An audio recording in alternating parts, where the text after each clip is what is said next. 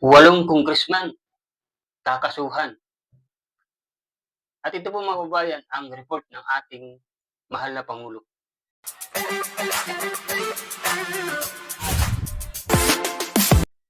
Hello Luzon, Visayas at Mindanao, magandang araw po. Welcome po muli kayo sa aking channel. At ito nga po mga kababayan, mayroon na naman ngayong bagong nakitaan ng ginagawa. Kung mayroon na naman tayong bagong report na mula sa ating mahal na Pangulo na sinasabi nga niya na mayroon naman bagong 8 congressman na sila po ay inirecommend ng ICI na kasuhan sa Sandigan Bayan dahil nga po ay nakitaan. O bago po tayo magpatuloy mga kababayan, kung bago pa lang po kayo sa aking YouTube channel, pwede bang paki-like ang video, pag-subscribe, paki-pindot na rin po ang notification bell para update kayo sa mga bago kong i-upload na video. At ito na nga guys, panoorin natin.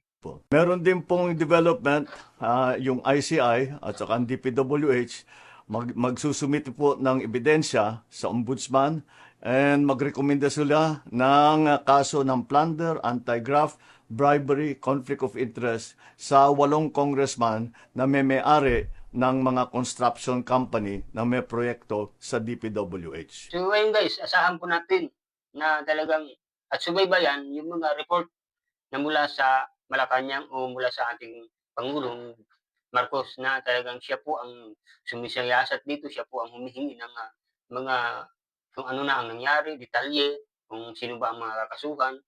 Siya mismo ang unang nakakaalam dito at siya po ang nagre-report sa taong bayan para malaman ng taong bayan kung ano na ang nangyayari tungkol dito sa anomalya ng flood control scandal. Kaya malinaw po mga kababayan, marami na o mayroon ng 7 nahuli at nandun na sa kustodiya ng pulisya at maliban pa doon ay mayroon pang ihahabol kasama na doon si Saldico. At ang mga kinasuhan ay siyempre kapag kinasuhan ka ay ilalabas naman ang mga warrant of arrest at doon ay ipapasok naman sila mga kababayan sa bilangguan at doon na sila magpapasko. Kaya abangan natin mga kababayan mga sunod na mangyayari.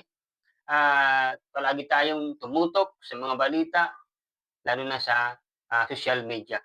At maraming salamat po mga kababayan. Ano man ang inyong komento, ilagay niyo lang po sa comment section. At maraming salamat po. Magkita-kita po muli tayo sa sunod ng mga video. God bless you all. Mag-ingat po tayong lahat.